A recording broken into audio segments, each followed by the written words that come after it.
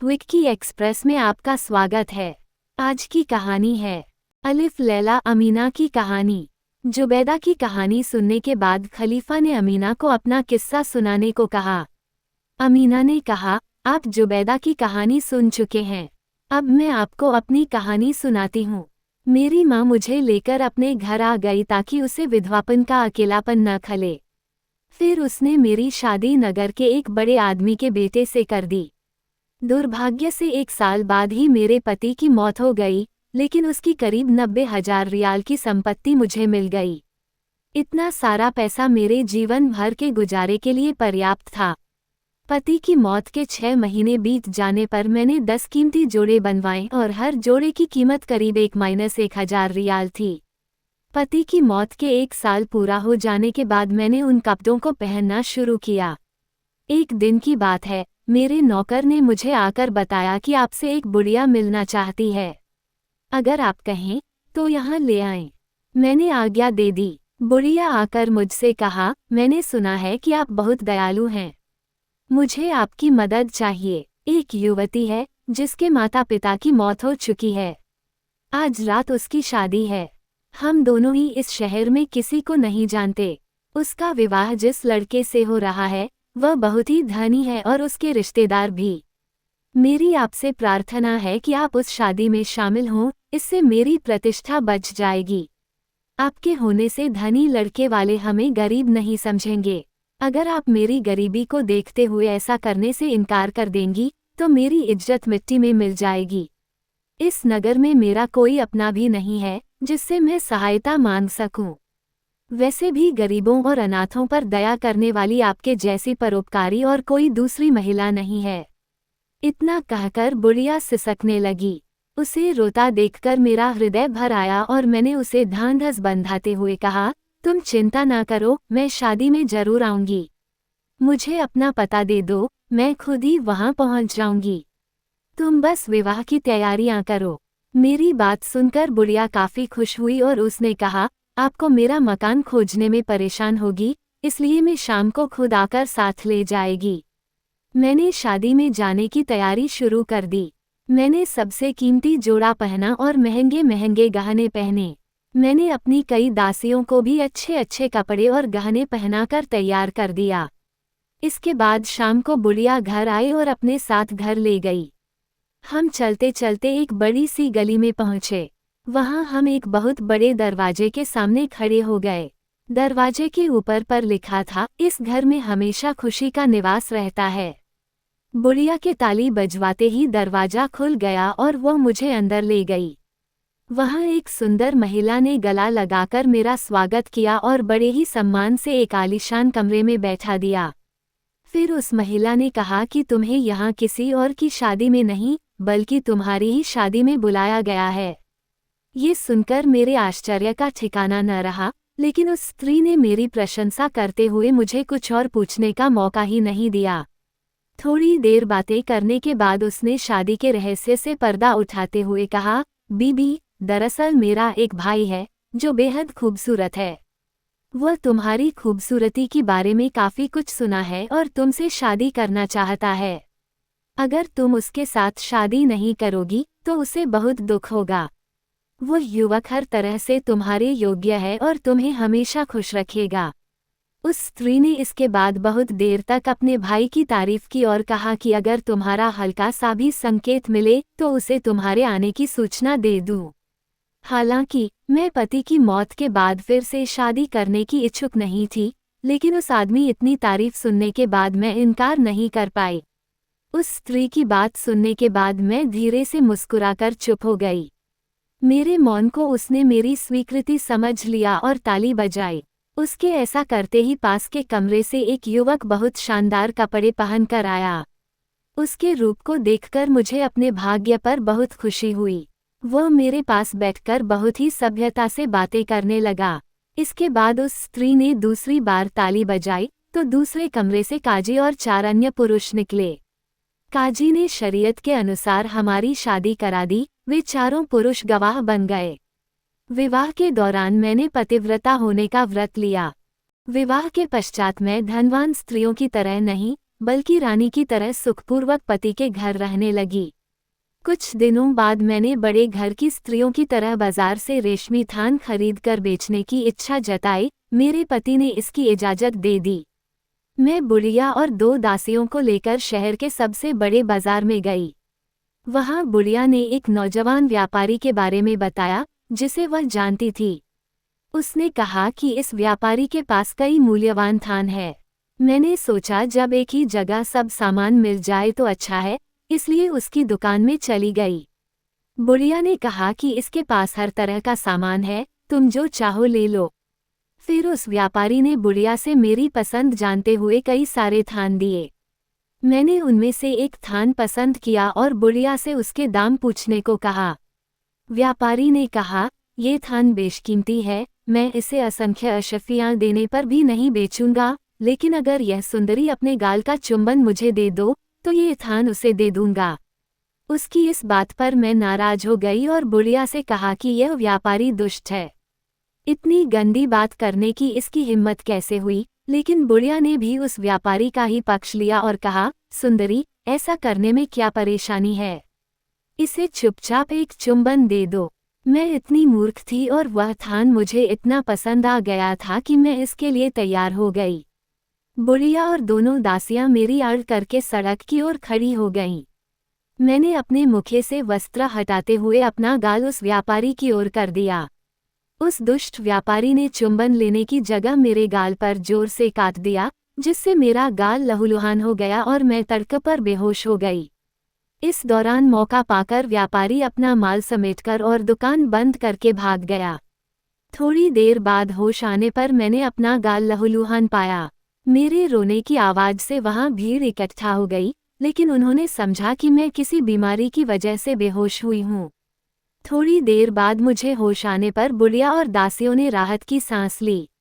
बुढ़िया ने मुझसे माफ़ी मांगते हुए कहा कि मेरे कहने पर ही तुम इस दुष्ट व्यापारी की दुकान पर आए और मुसीबत में फंस गईं। तुम घर चलो, मैं तुम्हारे घाव पर ऐसी दवा लगाऊंगी कि यह 3 दिन में ठीक हो जाएगा। मैं जैसे तैसे घर पहुंची और कमजोरी के कारण फिर से बेहोश हो गई। बुढ़िया किसी तरह मुझे होश में लाई, फिर पलंग पर लेटा दिया। रात को जब पति आया और मुझसे पूछा कि लेटी क्यों हो, तो मैंने बहाना बनाया कि मुझे सिर दर्द हो रहा है। मुझे लगा कि वह मेरी बात मान लेगा, लेकिन ऐसा नहीं हुआ। उसने मेरे सिर पर हाथ फेरने के बाद मुंह से कपड़ा हटा दिया और गाल पर घाव देखकर गुस्सा हो गया और पूछने लगा कि गाल पर चोट कैसे लगी। वैसे तो मैं उसके कहने पर ही बाजार गई थी और मेरी कोई गलती भी नहीं थी, लेकिन सच कहने की मेरी हिम्मत नहीं हुई। मैंने झूठ बोला कि बाजार में एक लकड़हारा लकड़ी का गट्ठर लेकर मेरे पास से गुजरा था। उसकी एक लकड़ी मेरे गाल में चुभ गई, जिससे मुझे चोट लग गई। ये सुनकर मेरा पति गुस्सा में भर गया और कहा कि अगर यह बात सच है तो मैं कल ही सारे लकड़हारों को फांसी पर चढ़वा दूंगा। मैं घबराई कि मेरे एक झूठ से सभी लकड़हारे बेकसूर ही मारे जाएंगे। इसके बाद पति ने फिर से पूछा, तुम सच सच बताओ कि तुम्हारे गाल पर घाव कैसे लगा, लेकिन मेरी सच बताने की हिम्मत नहीं हुई। मैंने फिर झूठ बोला कि बाजा में एक कुम्हार गधे पर बर्तन लेकर जा रहा था। उसके गधे ने मुझे धक्का मारा, जिस कारण मैं जमीन पर गिर गई और वहां गिरा एक कांच का टुकड़ा मेरे गाल में धंस गया। ये सुनकर मेरे पति ने कहा, अगर यह सच है तो मैं कल ही मंत्री जफर से कहकर नगर के सभी कुम्हारों को यहाँ से बाहर निकलवा दूंगा। ये सुनकर मैं घबराई कि आखिर निर्दोष कुम्हारों को सजा क्यों मिले। इस पर नाराज होते हुए मेरे पति ने कहा कि जब तक तुम सच नहीं बताओगी मेरा गुस्सा कम नहीं होगा। मैंने कहा कि चलते चलते मुझे चक्कर आ गया और मैं गिर गई, जिससे मेरे गाल में चोट लग गई। ये सुनकर मेरा पति गुस्से से आग बबूला हो गया और बोला, तुम झूठ पर झूठ बोल रही हो। इसके बाद उसने ताली बजाई और 3 गुलाम वहां आए। मेरे पति ने उन्हें तलवार से मेरे 2 टुकड़े करके लाश को नदी में मछलियों को खाने के लिए फेंकने का आदेश दिया। गुलामों ने मुझसे कहा, अपने अंतिम समय में ऊपर वाले को याद कर लो। मैंने कहा, थोड़े वक्त के लिए प्राणदान दे दो, कुछ कहना है मुझे, लेकिन आंसुओं और हिचकियों के आगे मैं कुछ कह नहीं सकी। इस बीच मेरे पति का क्रोध बढ़ता गया, लेकिन मैं कुछ न कह सकी। मैंने अपने पति से कुछ और मोहलत मांगी, लेकिन उसने गुलामों को मुझे मारने का आदेश दिया। गुलाम मुझे मारने ही वाले थे कि इतने में बुढ़िया वहां आ गई। उसने मेरे पति को बचपन में पाला था और उसे अपना दूध पिलाया था। वो उसके पैरों में गिर पड़ी और अपने दूध के बदले में मेरे लिए जीवनदान मांगा। मेरे पति ने उसके कहने पर मुझे मरवाया तो नहीं, लेकिन कहा कि दंड जरूर मिलेगा। उसके आदेश से गुलामों ने मुझे बहुत कोड़े मारे, जिससे मैं बेहोश हो गई और मेरे शरीर के कई हिस्सों से मांस उधड़ गया। मुझे एक महल के कमरे में बंद कर दिया, जहां मैं कई महीने तक पड़ी रही। इस दौरान बुढ़िया ने मेरा ख्याल रखा और मरहम पट्टी की। उसकी सेवा से मैं स्वस्थ तो हो गई, लेकिन मेरे शरीर पर काले निशान रह गए, जिन्हें आपने देखा। जब मैं चलने फिरने योग्य हुई, तो सोचा कि पहले पति के मकान में जाकर रहूं, जहां मेरी संपत्ति थी, लेकिन उस गली में जाने पर मकान तो दूर उसका एक निशान तक नहीं मिला। मेरे दूसरे पति ने उस घर को खुदवाकर मिट्टी में मिला दिया था। मैं इसके खिलाफ बोल भी न सकी, क्योंकि मुझे डर था कि कहीं वो गुस्से में आकर मुझे मरवा न दे। अपनी जान बच जाने पर मैं ऊपर वाले को धन्यवाद कहते हुए जुबैदा के पास गई और उसे अपनी पूरी कहानी कह सुनाई। उसने कहा कि मेरे पास काफ़ी पैसा है, जिससे हम दोनों को परेशानी नहीं होगी। जुबैदा ने ये भी बताया कि कैसे उसकी सगी बहनों की जलन की वजह से उसका मंगेतर शहजादा समुद्र में डूब गया और फिर जिस परी की उसने मदद की थी उसने उससे छल करने वाली उसकी सगी बहनों को जानवर बना दिया। फिर मैं जुबैदा के साथ रहने लगी। मेरी माँ की मौत के बाद मेरी छोटी बहन साफ़ी अकेली हो गई, जिसे जुबैदा ने यहाँ बुला लिया। इस तरह हम तीनों बहनें खुशी से साथ साथ रहने लगीं। हम लोग मिलजुल कर घर का काम करते। कभी बाजार सौदा लाने में जाती, तो कभी साफ़ी। कल मैं बाजार गई, तो जिस मजदूर के सिर पर सामान लदवा कर लाई, वो बहुत हंसमुख था और सभ्य भी था।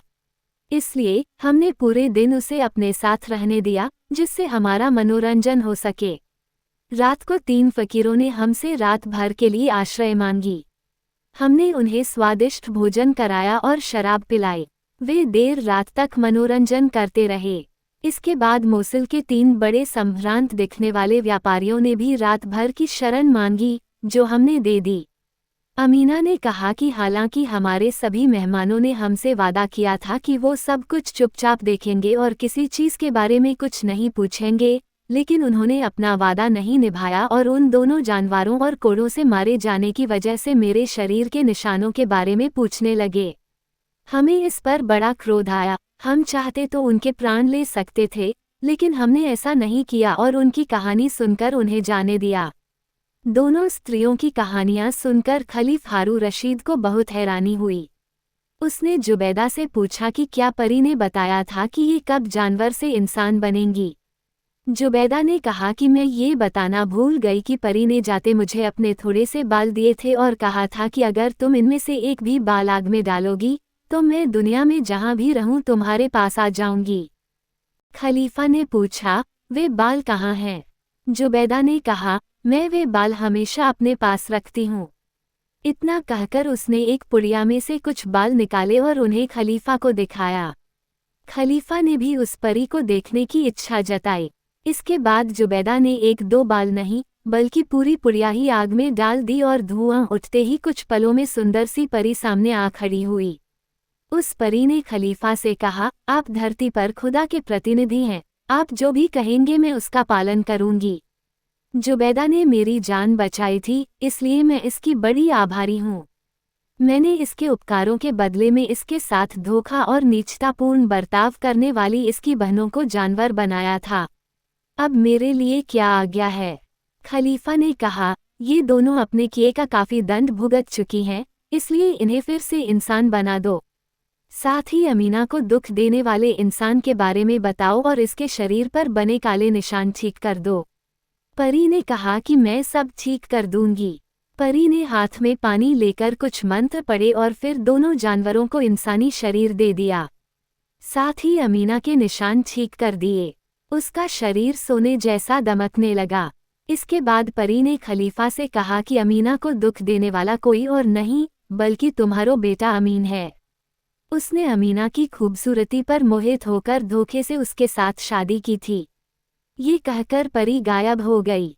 खलीफा ने सारी बात जानने के बाद अपने बेटे को बुलवाया, लेकिन डर के कारण उसकी आने की हिम्मत नहीं हुई।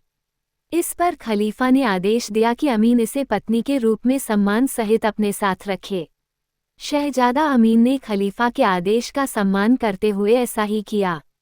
इसके बाद खलीफा ने जुबैदा से शादी कर ली और साफ़ी और बाकी 2 बहनों की फ़कीर बने तीनों राजकुमारों से शादी करवा दी। साथ ही उन्हें अपने राज्य में उच्च पद भी दिया। सुनने के लिए धन्यवाद। मेरा चैनल सब्सक्राइब करें, लाइक और शेयर भी करें। धन्यवाद।